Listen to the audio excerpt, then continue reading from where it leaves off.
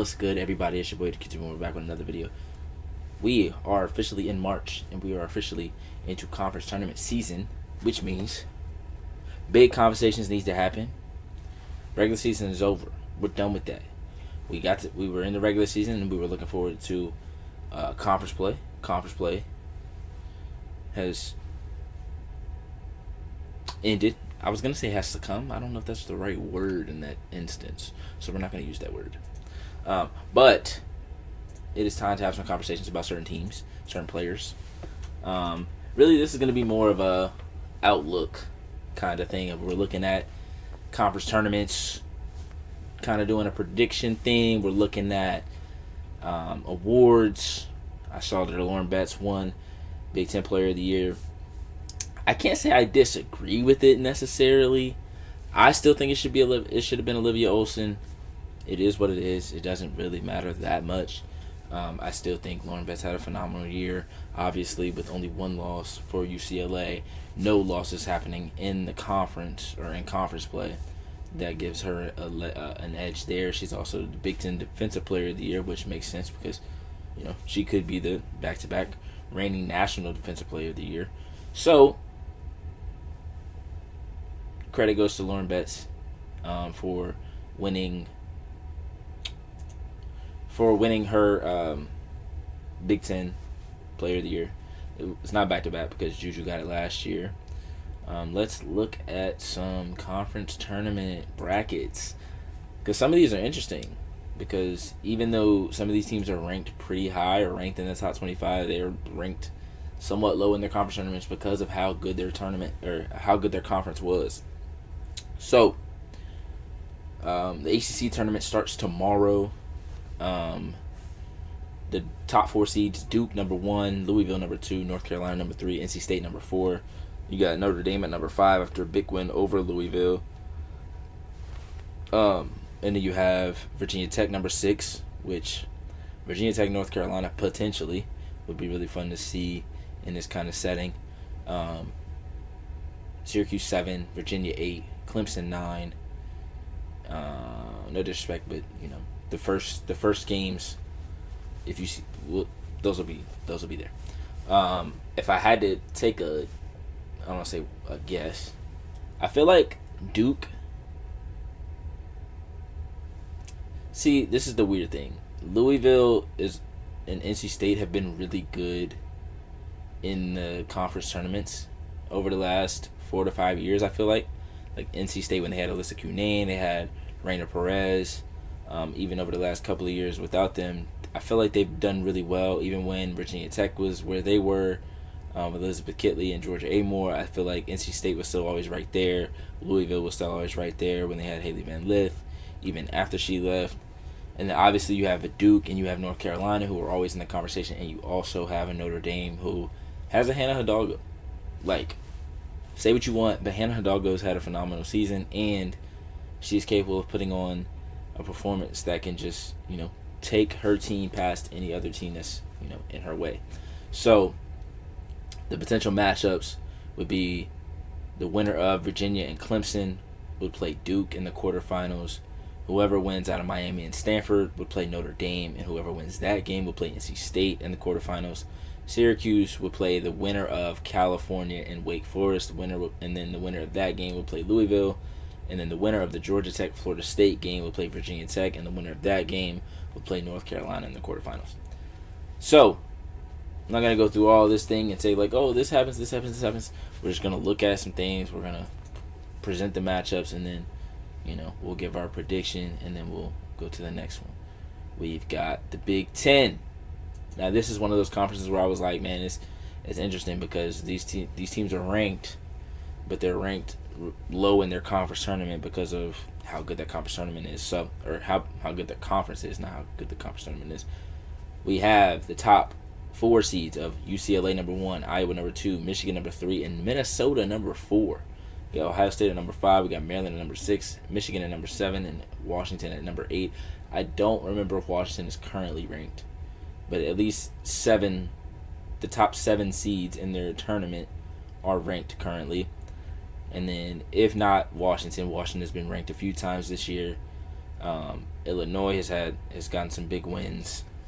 So really interesting bracket here as well. You have the winner of USC and Washington will play UCLA, which UCLA hasn't lost. So I wouldn't say they shouldn't be worried because Washington does have an upset win over Michigan this season. USC is still capable of playing at a high level, and they kind of really need some wins to get into the tournament. I haven't looked at bracketology in the last week or so, but I would assume after a couple of losses, they are probably not in the tournament as we speak. I could be wrong by that, but we'll see. We have the winner of Indiana and Nebraska would take on Ohio State, and the winner of that game will play Minnesota. And then we have the winner of Wisconsin and Illinois playing Minnesota State, Michigan State, and the winner of that game playing Iowa. And then we have Oregon and Purdue playing, and then the winner of that game plays Maryland, and the winner of that game would play Michigan. I don't even think I gave a prediction for the ACC. That's okay. We'll go with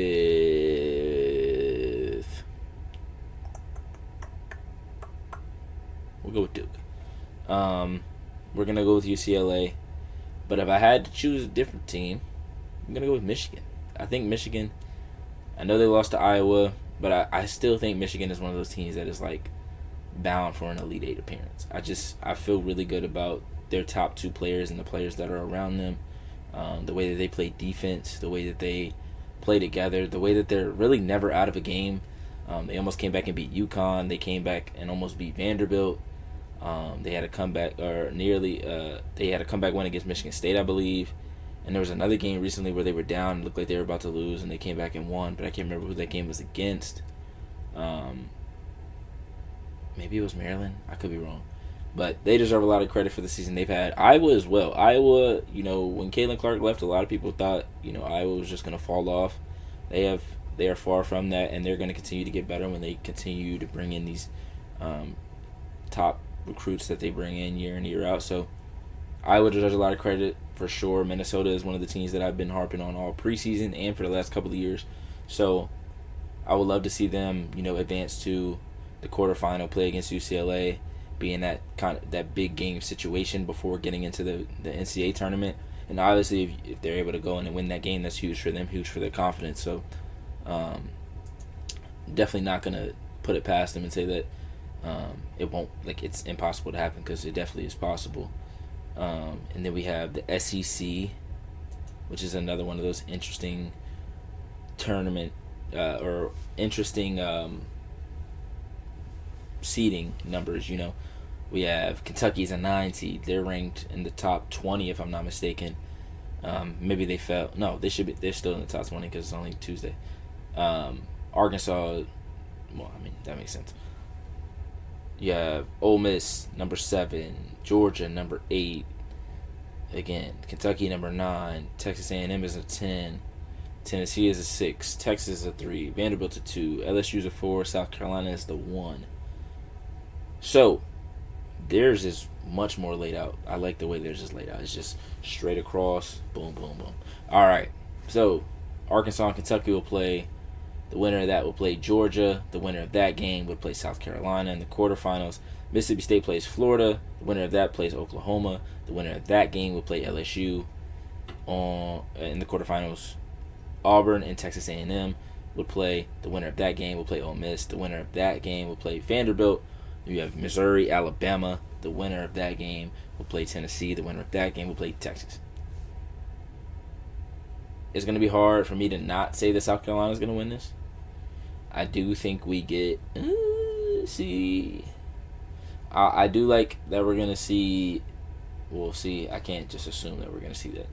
But potentially we see a Vanderbilt LSU or Vanderbilt Texas rematch and a South Carolina LSU rematch, which personally I would love to see both of those happen. No disrespect to Oklahoma. Actually, I think South Carolina would want to see Oklahoma since Oklahoma beat them, and I'm sure Texas wants to see Vanderbilt since Vanderbilt beat them. And if I'm not mistaken, yeah, this is in Greenville, so there is one team that has a pretty big home court advantage. But it is what it is. Play through it. Because they will have that advantage through the first 2 rounds of the NCAA tournament as well. But a lot of these teams, or not a lot of these teams, some of these teams, South Carolina, LSU, Vanderbilt, Texas, probably Oklahoma, will all have home games of some sort in the NCAA tournament, unless they completely, well, no, all of them will. But yeah, I would love to see some rematches happen, but you never know what's going to happen in conference tournaments. We're not that far removed from Camila Cardoso hitting a buzzer-beating 3 off the backboard to send a game to overtime. Or did they win that game? No, I think it went to overtime, because the way that old girl was looking after that game, she was sick. Or after that play, because they still had to play, I think, 5 more minutes. But I could be wrong. I think they might have won the game off that. I can't remember. It doesn't matter. I just know once she made that shot, I knew they were going undefeated, or I knew that they were winning the rest of the season. Like, they were winning the championship that year, because it was like Camila Cardoso was knocking down a bank 3 to save your undefeated season. No way y'all lose this year. Big 12. We got Kansas State, Cincinnati. The winner of that plays Texas Tech. The winner of that plays Oklahoma State, who's the 4 seed. BYU and Houston play. The winner of that plays Utah. The winner of that game will play the number 1 seed, TCU. Arizona State plays Arizona. Interesting. The winner of that game plays number 7 Iowa State, who does have Addie Brown back. Big. Winner of that game will play number 2 West Virginia. Kansas plays UCF. The winner of that will play Colorado, and the winner of that game will play number 3 Baylor. The reason I said that's big is Addie Brown changes the absolute trajectory of this Iowa State team. It's a team that they are lower than you would think, but talent level, they aren't a 7 seed in the Big 12 tournament. That's all I'll say.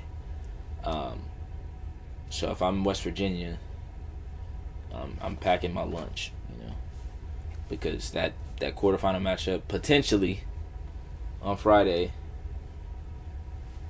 could be a little upset in terms of numbers. So that'll be interesting as well. If I had to choose in the Big 12, I would probably go.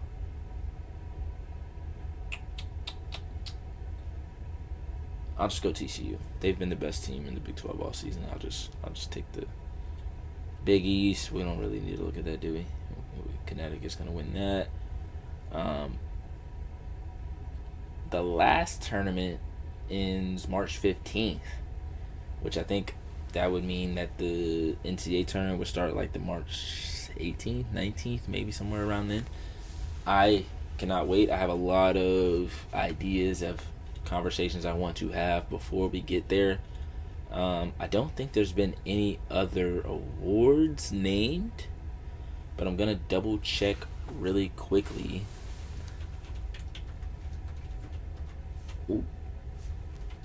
Ooh, 2026. Oh my lord.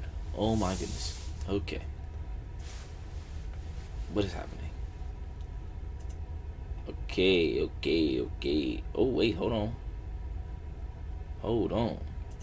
SEC women's basketball. No, that's the tournament. That doesn't have anything to do with awards.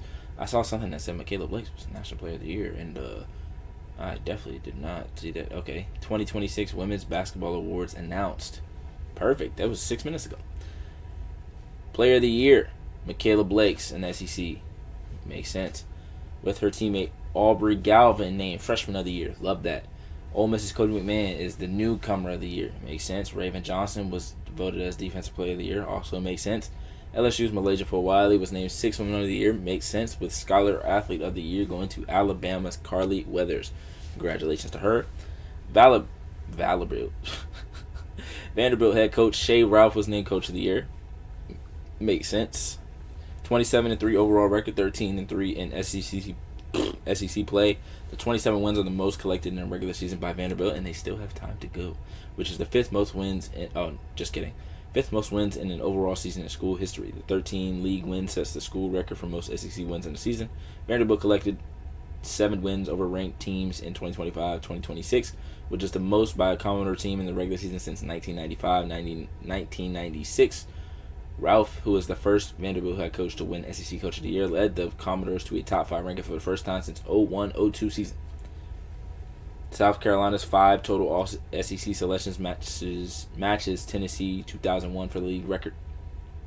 All SEC first team is Liv McGill, Danny Carnegie, Claire Strack, Flaw J. Johnson, Michaela Williams, Cody McMahon, Reagan Beers, Joyce Edwards, Madison Booker, and Michaela Blakes.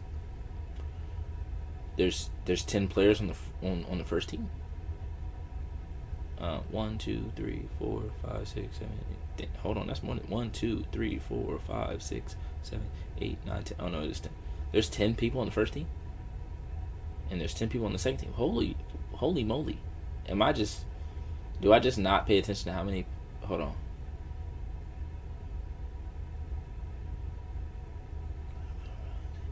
Do I just not pay attention to how many players get picked on teams? Because I've always noticed that in accolades, but I've never gone and actually looked at, conference teams and stuff like that. That would make sense. Because 5 being on South Carolina, if there were 5 and 5, that would be kind of crazy. Second team: Jessica Timmons, Tony Morgan, Grace. Tony Morgan should have been first team. That's okay. Grace Slaughter, Aaliyah Chavez, Raven Johnson, Tessa Johnson, Tanaya Latson, Medina Okot, Talasia Cooper, Rory Harmon, and Nicierra Pryor. And then we have Clara Strack. All defensive is 5 players. So maybe there were some ties. I'm assuming there was ties, but that's a lot of ties. I don't know, man. All defensive: Clara Strack, Madison Francis, Raven Johnson, Rory Harmon, Nicierra Pryor. All freshmen: Zakiya Johnson, Madison Francis, Aaliyah Chavez, Mia Paldo, and Aubrey Galvin. Wait a second.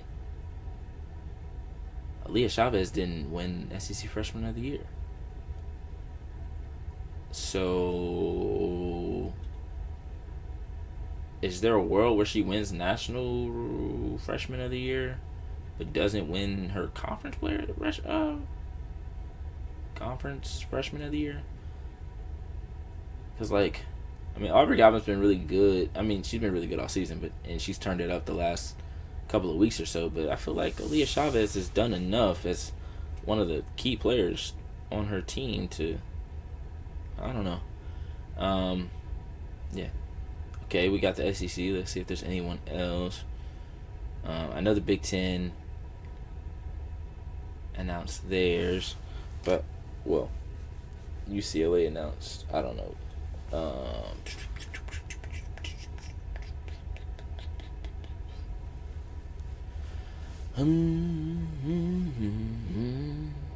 Okay, I think these are just.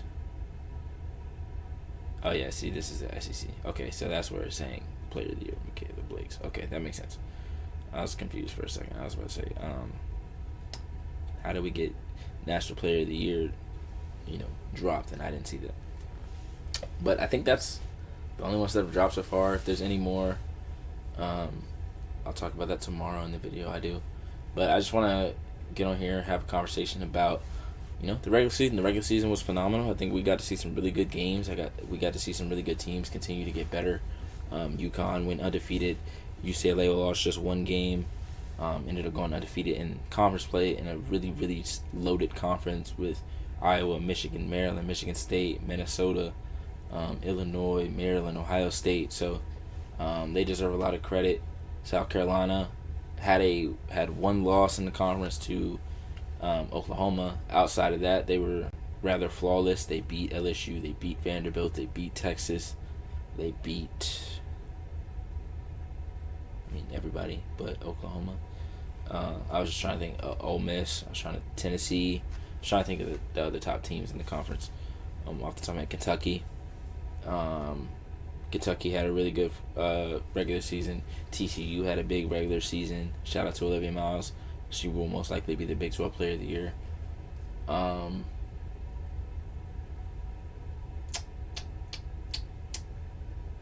Let's see. Michigan, really good year. Regular season. Season's not over, so I don't want to make it seem like, oh, they're done. LSU had a really good regular season. I think they only lost 3 games in conference. They lost, They lost to Vandy, Texas, Kentucky, South Carolina, so 4. Texas had a good regular season as well. Especially, beginning of the season, winning against UCLA and South Carolina in back-to-back days over the Thanksgiving break. That was huge for them, and where they still stand at this point. I'm probably missing some teams. I gave some love to Iowa already. Gave some love to Minnesota. Yeah, I'm probably missing. Ohio State was really good this year. They surprised me a little bit the first couple of games of the season. I wasn't super sure how they would look. And Jelani Cambridge looks like one of the best players in the country, so that's awesome as well. Vanderbilt, phenomenal season. Obviously, we just discussed them, but probably going to start rolling out some videos about players that I think could be X factors for each team, not necessarily each team that's in the tournament. I don't know how far I'll go or how far I'll get before the NCAA tournament starts, but I'm going to try to get out as many as possible. You guys let me know who you guys think are certain X factors for certain teams, and maybe I'll talk about those players and give my thoughts and opinions on that. But you guys let me know what you want to see. Let me know how you feel about the regular season, how it ended, and how confident you are in your team specifically heading into the conference tournament and into the NCAA tournament. Appreciate you guys for watching. Make sure you guys like, comment, subscribe, and make sure you come back for the next one.